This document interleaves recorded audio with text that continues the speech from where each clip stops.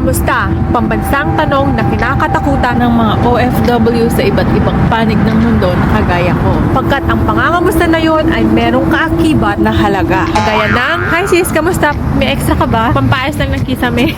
Sana all may kisame. Ay besh, diyan ka na pala sa Canada. Baka naman may extra ka dyan. Pangpuhunan lang sa babuyan. Sana all may babuyan.